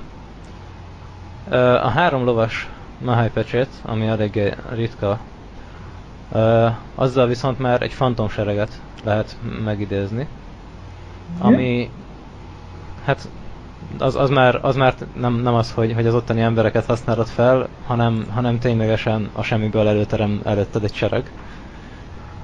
Ami azért jó, mert ugye a Jushin birodalom az már nincsen egyáltalán. Helyette már jön be a nyugat a volt Jushinnak a helyére, és már kisebb ilyen államok jönnek létre. És így hát ugyanúgy használhatóak maradtak. Na most a Jushin és a nyugatnak a viszonya az hát elég érdekes, tekintve, hogy a nyugat az ilyen misztikus keletként tekint a Jushin birodalomra, ők pedig a fejlett nyugatnak a fegyvereit, azt például még csak most kezdik el átvenni. Tehát ők a Jushin birodalom ideje alatt még kardokkal, íjakkal, ilyesmikkel küzdöttek, a nyugaton meg már akkor is pisztolyok voltak. És ezek most kezdenek el bejönni. Ami miatt nagyon szeretem ezt a mangát, azok a karakterek, és azok a történetek, amelyeket már meglevő történeteket ből indítottak, és gondoltak tovább. Tehát van több olyan történet, ahol a történet végén leírják, hogy igen, akkor ehhez ezt vettük alapul, és leírja, hogy volt az eredeti történet, és utána azt is, hogy miért változtattak meg rajta. Mert egy eredeti történet, mint egy feudális Japán, vagy? Tényleg volt egy ilyen mese, mert nem rajzfilm, hanem ténylegesen mese, egy szájról szájra járó, vagy népmese, vagy akármi, vagy írat, vagy bármi. És egy csomó ilyet alapul vettek ilyen epizódikus történetekhez. Mert egyébként az egésznek van egy nagy története, viszont különben meg az elején még eléggé epizódikus. Aztán, ahogy halad előre a történet, egyre inkább kezd így kialakulni a nagy sztori. És az is fókuszba kerül, hogy miért ment tönkre a Jushin birodalom. És az is, hogy ki ezért a felelős, és miért van jelenleg Munsu, a főszereplőnk, az útján. És hát akkor beszélek egy kicsit a karakterekről. Ez is ott van Munsu. Na most ő az a főhős, akinek a típusával én még sehol, de konkrétan sehol nem találkoztam, aki nem tipikusan jó fiú, de olyan szinten nem tipikusan jó fiú, hogyha arról van szó, hogy neki be kell valahova épülnie, és felgyújtania egy falut, akkor hogyha ez a feladata, akkor ő beépül és felgyújtja azt a falut. Yep. És neki van egy olyan mondás, amit most így fel is írtam magamnak. Akik tétlenül várják a csodát, nem érdemesek arra. Tehát ő ezt vallja, hogy aki nem tesz magáért, az nem érdemli meg, hogy ő ki legyen segítve. Tehát, hogyha egy olyan települést lát, ahol az emberek sanyargatva vannak, de közben meg igazából annyi paraszt van, fegyverekkel felszerelve ráadásul, hogy bármikor megdönthetnék az önkönyuralmat, akkor ő lenézi azokat az embereket, és nem biztos, hogy segít rajta. Vasfilát értünk, vagy? Nem, kardokat. Ez egy konkrét említés volt, és majd hogyha beleolvasol, akkor látni is fogod, hogy mire gondolt. Tehát itt nem konkrétan arról van szó, hogy mindenki, aki paraszt az otthon kardokkal rendelkezik, hanem van egy szituáció, amikor elég sok ember fel van fegyverezve. Na most Munsu, ő az, aki úgymond átlát minden illúzión. Tehát egyszerűen ő a rendet képviseli, és nem pedig a jót. És neki van egy betegsége, ő időnként fullad, tehát ilyen aszmaszerűen neki elfulladni, és ez teljesen véletlenszerű, hogy mikor tör rá, tehát nem feltétlenül terheléstől. Erre van egy ilyen pipája. Egyébként ezt a betegséget azt nem mondják ki, hogy aszma, és ilyen misztikus valamiként tekintenek rá, és azért is több, mint sima aszma, mert volt olyan karakter, akinél mutatták ugyanennek a betegségnek a kicsit durvább változatát, tehát akinek már jobban elterjedt, és bele is halt az a karakter. Úgyhogy tényleg egy elég kemény dologról van szó, és hát ez mondjuk harc közben eléggé rosszul tud jönni. Ami még ebben a karakterben jó, hogy olyan szempontból meg nem tipikus manga szereplő, hogy nem ő a legjobb harcos, vagy aki a legjobb harcos lesz, hanem ő az, aki kihasználja a környezetét, kihasználja az eszét, kihasználja azt, hogy neki pisztolya van, sok embernek meg mondjuk nincs, és különben meg ő nem a harcban elsősorban jó. Abban sem rossz, de nem ez az elsődleges dolga. Most neki a fegyvertárába tartozik az, hogy még valamikor az elején beszerez egy ilyen ingújba rejthető pisztolyt, ami hogyha megfeszíti valahogy a karját, mert nem emlékszem pontosan, hogy akkor így előugrik, ilyen rugosan, és akkor azzal tud lőni.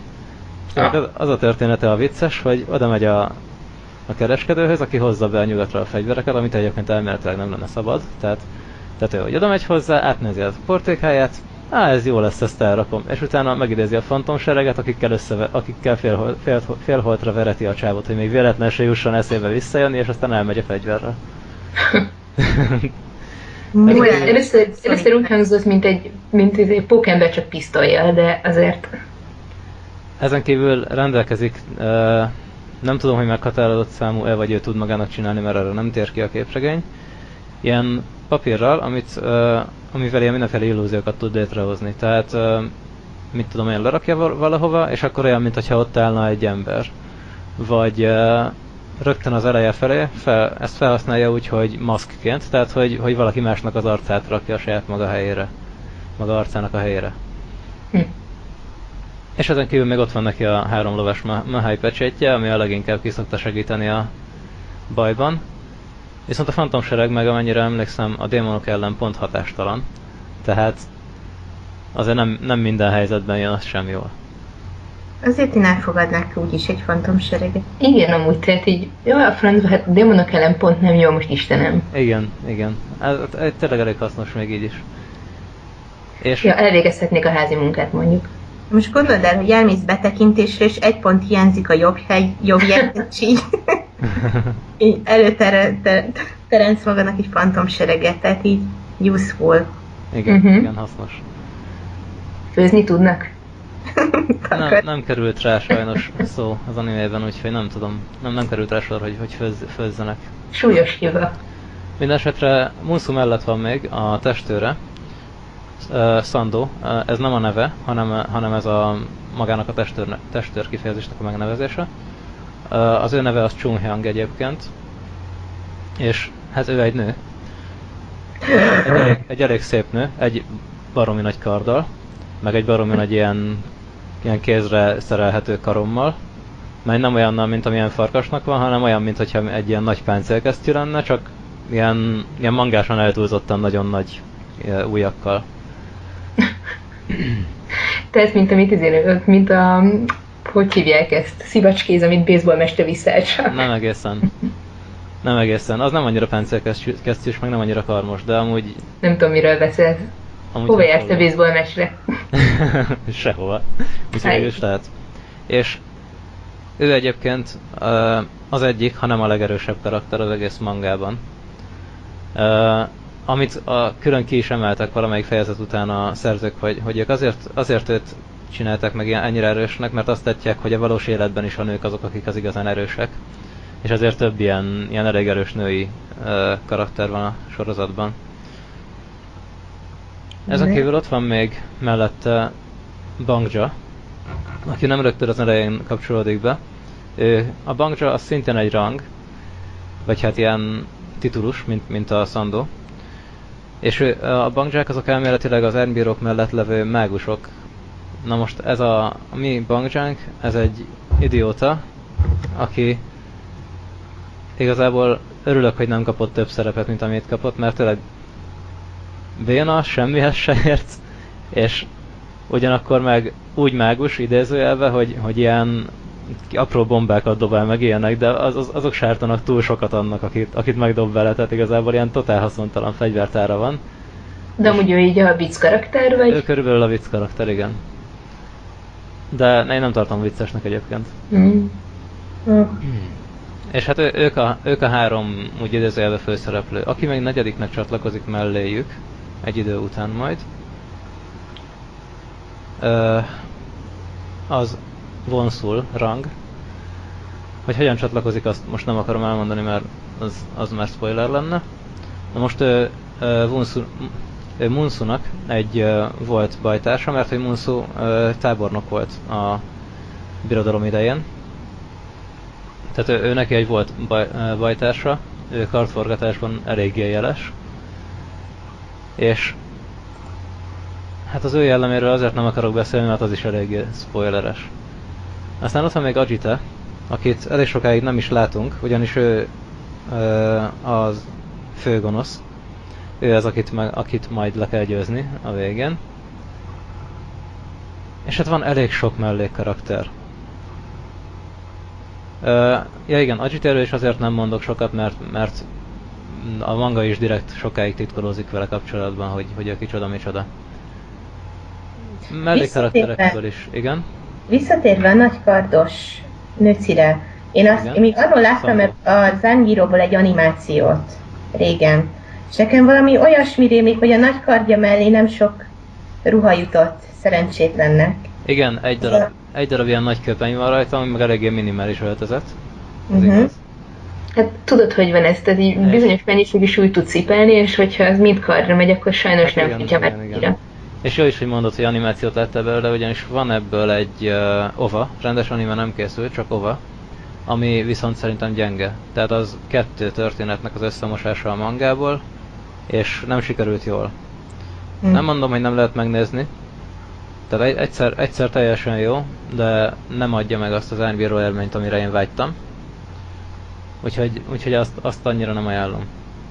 Ja, viszont mozgásban lehet látni, hogy a csajon nincs ruha. Yes.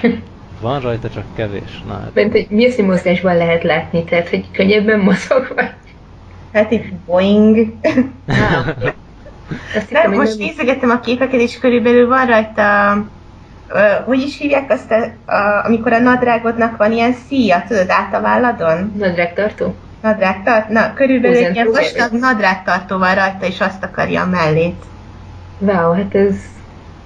Jó, hát nem azért érdemes olvasni. De hogyha valaki akarja, akkor azért is olvashatja. Szinte jobb, mint a sportmelltartó, nem tudom, miről beszélsz. Megtartja a portéket. Na, a történetben találkozunk még néhány régebbi bajtársával, szintén Munsunak. Többek között Wonhyo-val, aki egy démon és a mágusa volt a Jushin birodalomnak, a főmágusa. A történet belemegy a Munsunak a múltjába is, úgyhogy néhány karaktert onnan is megismerhetünk. Például a szerelmét és a császárt. Ezen felül találkozik egy női árnybíróval, akit Van Kisasszonynak hívnak, és hát ő az, aki nagyon-nagyon csábító, és jól néz ki, és mit tudom én, és felajánlja Bangjának is, hogy csatlakozzon hozzá, de végül ő nem csatlakozik. Rajta van ruha? Rajta van ruha, és van egy király kalapja is egyébként. És szemüveges. Yes. Úgyhogy ő rendesen fel van öltöztetve. És ő viszont összekapcsolva rendelkezik 2 darab 2 lovas Mahai pecséttel, amivel szintén egy ilyen speciális alakulatot tud megidézni. Ő nem konkrétan a fantomsereget, hanem ő egy ilyen női kémosztagot. Nice. És neki a szandója, az pedig egy ilyen hatalmas farkas. Tehát az Ánybírót én azért szerettem, mert egyrészt akciódús, másrészt nagyon jók benne a történetek, és nem egy tipikusak egyáltalán. Tehát annak ellenére, hogy felhasznál már létező mese elemeket, nem nyugati mese elemek, ezért nem ismerem őket. És valószínűleg, hogyha keleti lennék és az adott meséket ismerném, még akkor is jónak találnám, mert újítottak annyit mindegyikben. És nagyon, nagyon tetszik az ahogy a karaktereket ábrázolja. És nagyon tetszik az, hogy tényleg a karakteri elemek is egyediek, eredetiek. Főleg Munsu. És az akciók is jók benne, igazából. Bár mondom, nem ezért érdemes elsősorban olvasni. És a lezárása is nagyon-nagyon jó. Tehát én nem ilyen vontatott? Micsoda? Nem ilyen vontatott, hanem van szép kerek vége? Van szép kerek vége, igen. Tehát 17 kötet abban le is van zárva teljesen. Na, ez tök jó. Van még egy ilyen epilógus, amiben látunk még egy ánybírót, akire én nagyon kíváncsi lennék, hogy az ő története az milyen lesz, de sajnos arról amennyire tudom nem készült manga. Még. Még. Nem, szerintem azt csak direkt ilyen lezárást csinálták, hogy amúgy ez is van. tehát nem ő volt az utolsó. És hát nem ők voltak az utolsó ánybírók, hanem még van. De az is egy jó jelenet egyébként, csak az is vicces, úgyhogy ezt nem akarom lelőni. Úgyhogy Mangafon kiadótól ezt meg lehet rendelni, magyarul, illetve lehet olvasni angolul online. Én berendeltem, mert pont volt rá valami akció, de hogy nézem, még mindig van egyébként. Csak most már más, mert amikor én rendeltem 50%-os áron volt a teljes sorozat.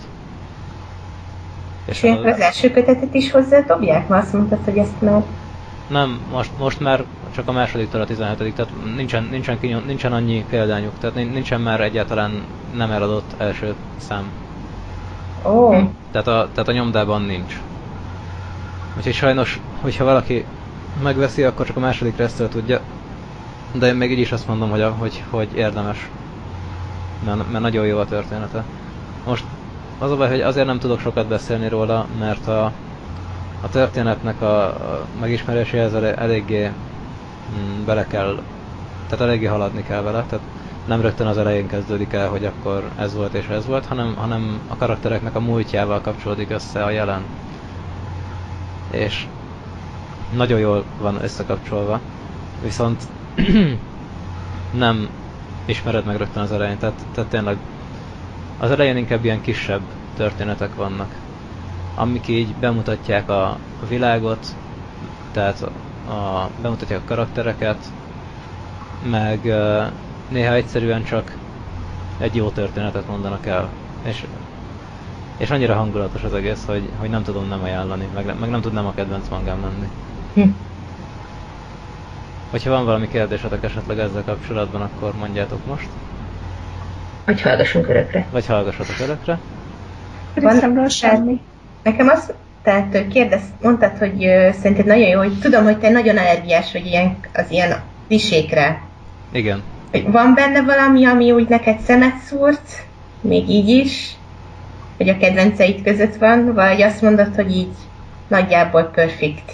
Hát az egyik klisé az ugye kapásból a comic relief, tehát a nevetséges karakter, aki nevetned kéne, közben csak szánalmas. De szerencsére ebből nincsen sok. Tehát az egyik. Van benne még egy klisé, ami ez az... El akarják veled hitetni, hogy ez történt, de közben nem. ami igazából igen, klisé, de ehhez képest meg jól lett megcsinálva. Nem, az is jó. Tehát egy jól kivitelezett... Hát vannak benne ettől függetlenül sajnos klisék, de még így is azt mondom, hogy jó. Valójában nehéz nem klisékbe csúszni egy időt. Igen. Igen, nehéz, de hát ezért kell, tehát ezért szeretem azt, hogyha valaki meg tudja mégis csinálni, hogy nem olyan. Hát ja, meg azért tényleg, hogyha ez az egész egy másik kultúrának a mesevilágára épül, az már így elég jó kiinduló ahhoz, hogy nekünk ne legyen klisés. Igen, az is igaz. Meg az, hogy a főhős olyan, hogy ő nem riad vissza attól, hogyha idézőjelben ártatlan embert kell megölnie. És tényleg ezt az adást egy rajzfilmmel kezdtük. De hát az is milyen rajzfilm volt. Igen, Igazán az a rajzfilm si gyerekeknek való. Egyébként az Ágbírónak egy kötete, hogyha teljes áron veszed, akkor 1500 forintba kerül. És hát egy kötet az 180 és 200 valahány oldal között van, most azt nézem, hogy a második kötet 224 oldal, de van 196 oldalas kötet is. Hát 200 oldal körül vannak a kötetek. Van ami több, van ami kevesebb. És van a 9-10-es kötet, ami... Bocsánat, nem. 8-9-es és 10-es kötet, amiben azt történik, hogy a 8-ban elkezdődik a történet, a 9-ben még mindig az a történet megy végig, és aztán a 10-ben zárják le. Na, az az egyik kedvenc történetem. Tehát nyissátok meg a pénztárcátokat. Jaj, nem, bocsánat, rossz történetet néztem. Vaj. A 6. és a 7. kötet az, amik erről a történetről szólnak. Ez arról szól, hogy Munsu azért, hogy valamit megkapjon, ezt most nem lőm le, az is spoiler lenne, ezért azt a feladatot kapja egy öregtől, hogy van itt ez a hercegnő, aki nem sokára hozzá fog menni a szerelméhez, de mégsem találhatja meg sehogy sem a boldogságot, és hogy találja, tehát Munsunak pedig el kell érnie, hogy mégis megtalálja, tehát hogy mégis boldog legyen. Tehát először is rá kell jönnie, hogy miért nem lehet mégsem boldog, hogyha egy gazdag kislány, gazdag lány, aki most fog hozzá menni a szerelméhez, és egyszerűen semmi problémája nincsen az életben. És hát tényleg úgy tűnik először, hogy minden jó. Aztán elkezdenek így kiderülni dolgok, és olyan jó fordulat van benne, hogy ott így leesett az állam. Igazából nem is szerelmes. Igazából nem is lány. Ugye? Itt ki tudja, lehet, hogy ez. Ne.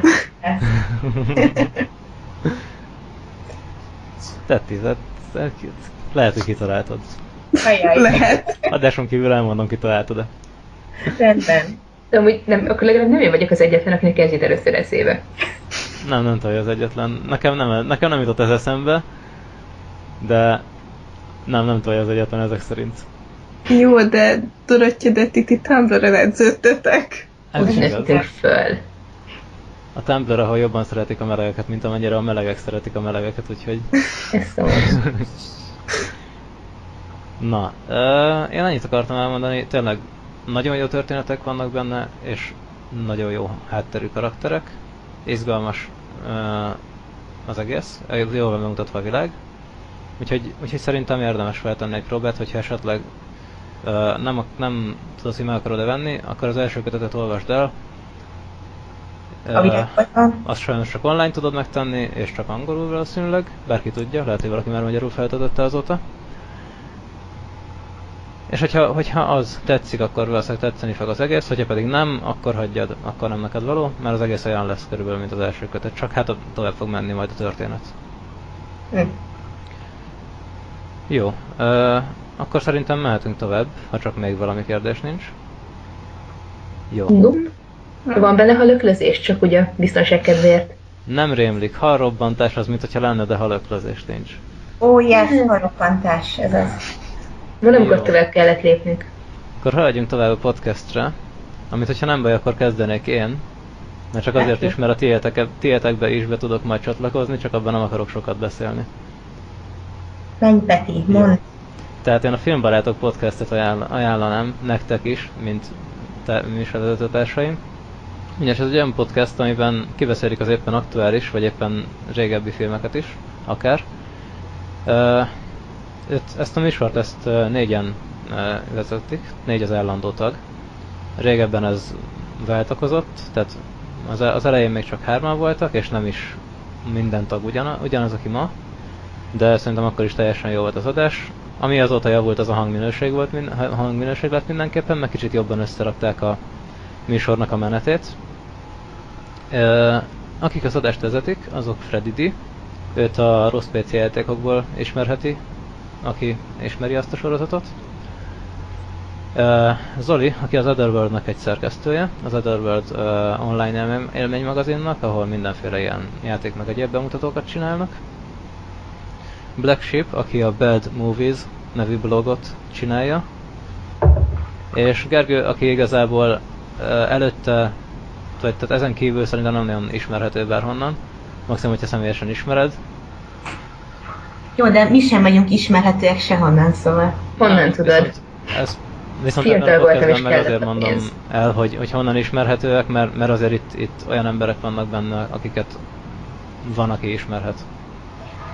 Plusz ezen kívül néha vannak vendégeik. Volt egyszer vagy kétszer a Dancsó Péter, a Szirmai Gergő is volt náluk. Most legutóbb a Voxnak a szerkesztője volt ott. Úgyhogy az is szokott néha lenni, de az állandó felállás az, hogy Freddy D, Zoli, Black Sheep, Gergő. Ami tetszik benne, hogy tényleg csak leül négy barát és elbeszélgetnek az éppen aktuális filmekről. Nem filmkritikusok kezdenek el kielemezni dolgokat, csak tényleg jó gondolatokat osztanak meg vele kapcsolatban, meg elmesélik, és spoilermentesek, nagyon-nagyon kevés kivétellel. Tehát egyszer volt olyan, hogy például az adás végére raktak be egy ilyen spoileres kibeszélő részt. Tehát tudod, amikor már lement a teljes adás, azutánra. Egyébként csak aktuális filmekről beszélnek, vagy... Oké. Nem. Csak ami éppen valahogy jött nekik. Tehát igen, van, hogy valaki éppen, mit tudom én, valamit berendelt DVD-n, megnézte, és akkor ez jó lesz, mert úgyis láttátok mondjuk 3-ból 2-en, és akkor ki tudjuk beszélni, hogy jó lesz. Ezen kívül az adás az úgy épül fel, hogy van egy ilyen kis bevezető beszélgetés, hogy ki mit látott, kivel mi van, mit tudom én, és aztán rajongói levelek, tehát aki hallgatják a műsort, szoktak írni e-mailt, és akkor azokra válaszolnak. Plusz, amit nagyon szoktam szeretni, meg ahogy hallom mások is nagyon szoktak szeretni, az a kvíz, ami néha szokott lenni. Tehát szintén rajongók beküldenek néha ilyen kvíz feladványokat, és ők pedig versenyeznek, hogy ki tudják találni, ki tud többet kitalálni belőle. Aztán kibeszélik az aktuális filmeket, ki mit látott éppen, és van egy népakarata rovat, ami azt akarja, hogy e-mailben küldhetsz nekik filmet, hogy majd nézzék meg, az felkerül a népakarata listára, és minden adásban kisorsolnak ebből a listából egy filmet, és akkor azt is a következő adásban kibeszélik. Bár volt olyan, hogy a kisorsolt filmet látták, és akkor rögtön abban az adásban beszéltek ki. Na most ők havi 2 adásra szoktak jelentkezni, de nincsen fixen megmondva, hogy mit tudom én 2 hetente jön, csak hogy be van célozva havi 2 adás. És szerintem teljesen jó műsorokat készítenek, és az eddigi rekord hosszuk az majdnem 4,5 óra. Jézusom! Az egyik adásuk az majdnem 4,5 órás lett. De hát annyi témáról beszélnek ők is, tehát ők csak filmekről, de azon belül annyi filmről beszélnek, meg annyira átfogóan, hogy ez teljesen megérthető. Nem tudom, én nem bírnám ki, hogy 4 órán keresztül ne csusszon ki velem olyasmi a száma, hogy ne kelljen kivágni. Hát úgy tűnik, hogy igen. Én nem bírnék 4 órán keresztül beszélni. Még másokkal sem. Jelzem, hogy 1 és 3-4 óránál tartunk különben. Viki, csak az a baj, nem szeretsz minket eléggé. Igen. Nem szeretek beszélni. Jó, nem baj. Mondtad a podcastben, arról szól, hogy beszélünk. Pontosan? Hát azért nem szólt közbe semmelyikünk témájánál. Nem, az azért nem szeret minket eléggé. Szóval, hogyha, Nem, most csak hallgatóság vagyok én is. szóval, hogyha éppen valami filmet akarsz magadnak keresni, akkor én ajánlom, hogy, és nem tudod mit nézzél, akkor én ajánlom, hogy filmbarátokat szépen töltsed le. A aktuális adást ajánlott éppen, mert ott tényleg elég sok aktuális filmet is kibeszélnek, bár a legutóbbi az pont Oscaros podcast volt. Ó, viszont Peti? Igen? Gondolom akkor az epizód leírásoknál megvan az, hogy milyen filmről beszélnek aktuálisan, igaz? Igen. És vannak időpontkódok? Tehát, hogy bármennyire is Az érdekesnek utóbbi nem hangzik tudom hány résznél már vannak, egy ideig oké. nem voltak egyáltalán. Igen, mert azért bármennyire érdekesnek hangzik, nem mindig van az embernek ideje, hogy mondjuk egy ilyen 4 és fél órás dolgot letoljon, tehát hogyha meg egy konkrét filmre vagy kíváncsi. Oké, pont az a lényege a podcastnek, tehát ez most a hallgatókhoz is szól, meg hozzátok is, hogy tök mindegy milyen hosszú, mert nem kell, hogy egyben hallgass meg. Tehát pont az a jó benne, hogy úgyis csak egy MP3 fájl akármilyen lejátszódon, amit akárhol magaddal viszel, tehát nem kell, hogy egybe hallgass meg. Persze, csak 4,5 órát én se hallgatok végig egyben.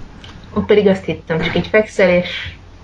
Igen. Nem, én hogyha elmegyek boltba, hogyha elmegyek éppen munkahelyemre és a buszon unatkozok, vagy hogyha csak úgy, mit tudom én, takarítás közben kell valami, akkor ezeket szoktam hallgatni, mindenféle podcasteket.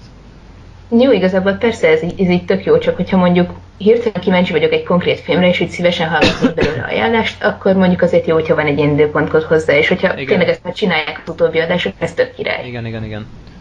De egyébként, hogyha meg a régebbiekből éppen ott akarsz valamiről infót szerezni, akkor is azért sorrendben írják le, hogy miről beszéltek, tehát hogy ha beletekersz, akkor azért ki lehet találni, hogy hol van. De igen, nyilván jobb ez így, hogy ott vannak az időbejegyzők. De én meg mindig azt mondom, hogy a podcastot azt szedjétek le MP3-ba. Hát jó. Jó, igazából én ennyit akartam erről elmondani. Egy tök jó filmes podcast. Tök jó hallgatni őket, hogy beszélgetnek. És igazából mindenkinek ajánlom, aki szereti a filmeket. Mert akit nem zavar, hogy hosszúak az adások. Aki sokat buszozik, vonatozik, villamos. Annak bármilyen podcastet ajánlok, aki sokat utazik. Annak minél több podcastet ajánlok, mert nekem nagyon sok van most, amit hallgatok, úgyhogy majd még a későbbi adásokban azokat is szóba hozom. Ó, szintén. Egyébként, ha már így szóba került, akkor csusszanjunk át a következő témára, ami inkább azoknak ajánlok, akik nem utaznak annyira sokat, mint a filmbarátokhoz kell, mert ez egy kicsit rövidebb podcast, a Welcome to Night Vale. Igen, szóval ez szintén egy podcast, és hát végül is ezt nehéz leírni. Nagyjából úgy próbálkoznék meg vele, hogy gondolom már így akár nyaralás közben, akár az otthonotokban összefutottatok egy-két ilyen falu rádióval. Tehát körülbelül az a kategória, hogy mondjuk Józsi betelefonál, hogy maracot cserélnek Ádra, illetve hogy most arról van szó épp aktuálisan az adásban, hogy mi lesz a szülői értekezleten. Nem tudom, találkoztatok-e már ezzel a jelenséggel, de egészen szórakoztató tud lenni. Na már most ez a podcast egy kitalált kisvárosnak a falu rádiójáról szól.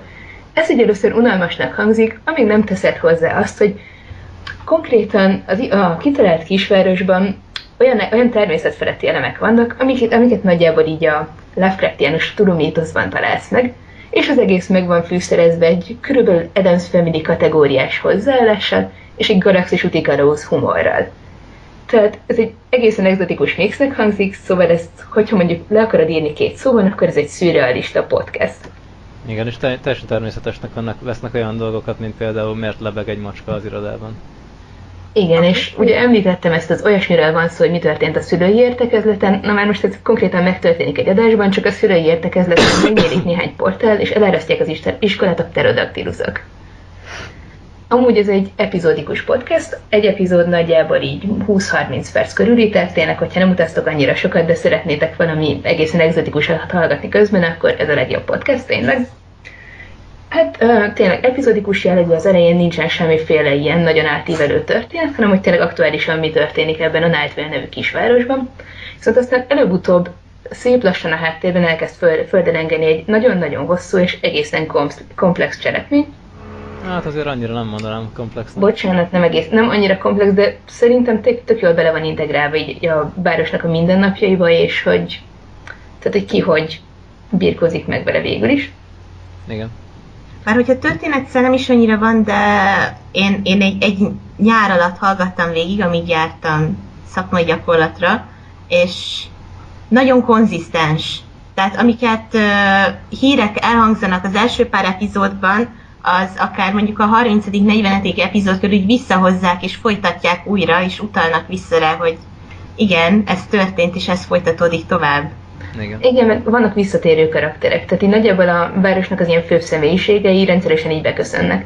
Például a szó szerinti ötfejű sárkány. Igen, akit először lekapcsoltak gyorshajtásért, aztán előbb-utóbb már egészen máshogy is belekerül a cselekménybe, tehát például indul a polgármesteri posztert. Igen. Hát igazából egy narrátor van állandóan, Cecil Baldwin, mármint a narrátor valódi neve, a fikcionális narrátor szintén Cecil, viszont ő Palmer. Tehát ő viszi folyamatosan az adást, néha egy-kétszer vannak vendéghangok, egy-két karakter. Egyre gyakrabban egyébként. Igen. És ami még az egésznek az érdekessége, hogy minden egyes adásban van időjárás jelentés, ami hát általában, főleg az elején különböző indie zenekaroktól, vagy kevésbé ismert bandáktól beraknak valamilyen zenét, és az időjárás jelentés tulajdonképpen ez a zene az adás közepén. Nem csak az elején. Vagy hogyha nem, az elején, szerintem, hogy az elején több kevésbé ismert együttes volt. Tehát most már talán ismertebbek is. Ja, jó, én a mostaniakat sem ismerem, csak azért. És van horoszkóp. Ó, igen, néha van horoszkóp. Igen. Amit nem úgy kell elképzelni, mint egy ilyen nángeges ilyen poén horoszkópot, hogy az összes, nem tudom, rák egy pöcs. hanem tényleg kreatív. Egyrészt, Peti, hogy beszélsz? Bocsánat, megkisipoljuk. Másrészt, hát azért így finoman megemlíteném a skorpiókat. Igen, nem minden rák egy pöcs, minden skorpió egy pöcs, mert a műsorvezetőnek van egy, hát nem ez is, vagy nem túl kedvelt személye a városban, és minden adandó alkalommal szídja az illetőt. Nos, nem néz ki. Nagyon professzionális. Nagyon professzionális.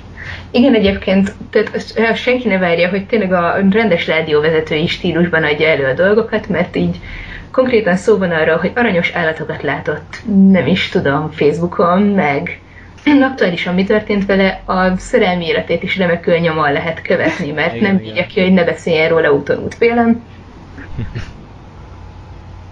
Igen, meg olyanok, a prioritásai nem a legjobbak. Például ott is létezik a Facebook, és valaki megosztott egy ilyen kódolt üzenetet, hogy mindenki 2-ben jön, öld meg a dupládat. Mert hogy jöttek ilyen, hát hirtelen egy vihar során mindenkiből 2 lett, és elkezdtek megküzdeni egymással, és megölni egymást. Szóval valaki megjósolta előrem, de a műsorvezetőt elfoglalta az, hogy talált egy gifet, amiben egy cica kibeugrál egy dobozból, és azt kellett éppen megosztania. Erre nem emlékeztem, hogy ezért. Na mindegy. Ez jó. Egyébként ez a podcast is angolul van, tehát így angolul tudóknak ajánljuk, viszont van egy-két részről magyar átirat, majd a linket megtaláljátok alant. Igazából azzal én még annyira nem találkoztam olyan belsőségesen, szóval valószínűleg azért eléggé, tehát a nyelvezet egyébként ennek a podcastnek szerintem egészen szép, tehát nagyon-nagyon érdekes, meg szép hasonlatokkal tud operálni. Remélem ezt a magyar átiratban is át tudták örökíteni, de nézzétek meg magatok. Nagyon szép tisztán beszél. Tisztán igen, az is. Tehát, hogy egy kezdő angolosoknak is ajánlanám. Kezdő angolosoknak széles szókincsel. Igen, na, tehát, hogy könnyű megérteni, csak nem biztos, hogy ismered a szavakat. Főleg, mit tudom én, hogy kibelezés hasonlók, tehát, hogy úgy is. Mi az egy alapszó? Ja. Kibelezés konyhai kontextusban. Igen. Na igazából ugyanaz a 2 szó, nem? Mármint, hogy a konyhai kontextus, meg a nem konyhai kontextus. Ja. Jó, akkor csak a szövegkörnyezet, no. Igen, nem mindegy, hogy milyen De mindegy, szöveg. igazából ennek az egész podcastnek nagyon-nagyon jó és érdekes hangulata van, tehát a legtöbbet, hogyha hallgatod, akkor szerintem teljesen pozitív életérzést ad. Ez az epizód tehát igazából vicces, és tényleg mondom, hogy így a humor stílusa az nagyjából így az Addams Family meg Galaxis úti kalauz stílusát tolja. És hát tényleg így epizódikus nem feltétlenül kell.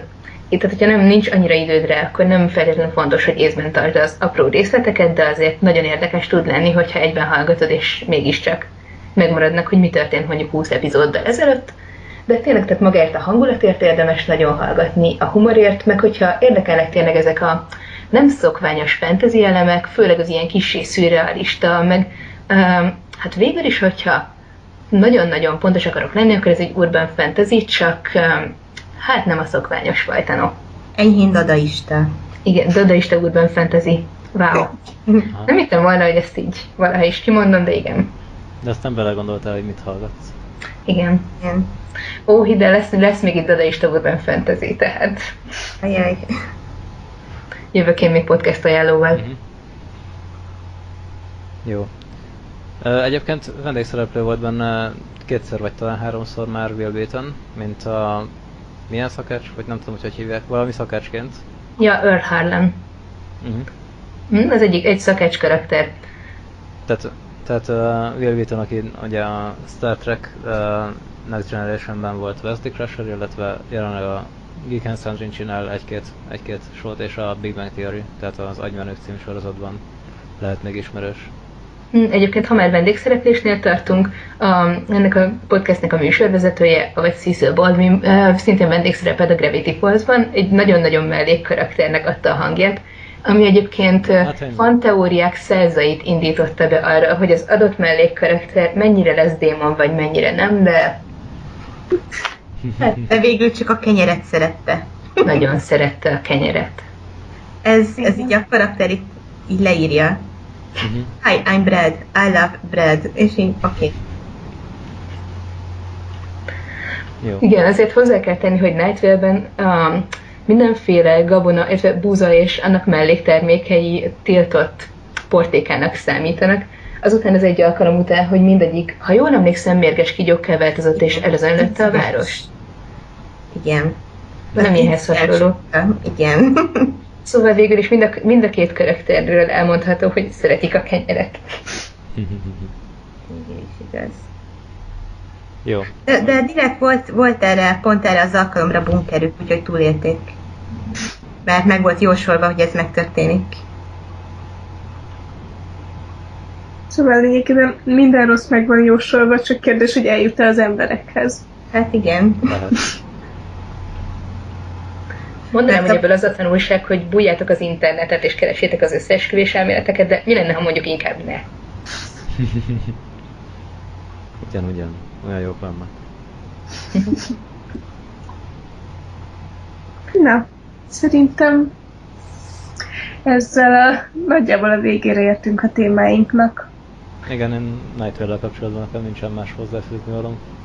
Hát akkor szerintem így vidám, dadaista, de relatíve halmentes módon szeretnénk zárni ezt az adást. Na, azért volt halöklözés. Volt halöklözés, de 18 pluszos tartalom. Ha tudtok még olyan médiumot, amiben van halöklözés, hagyjátok meg kommentben. Ez a troll kommenteket. Nem, most csak a hal, amit érzel. Ugye, tehát, hogy nézzük végig a boknöpikot? Kérdés két óra valahányig, na mindegy. Jó, akkor szerintem lassan elkezdhetünk elköszönni, úgyhogy köszönjük, hogy meghallgattatok. A következő epizódban rengeteg animével várunk titeket. Igen, következő epizódban animés adás lesz, úgyhogy sok anime fog sorra kerülni. Sziasztok! Sziasztok! Sziasztok!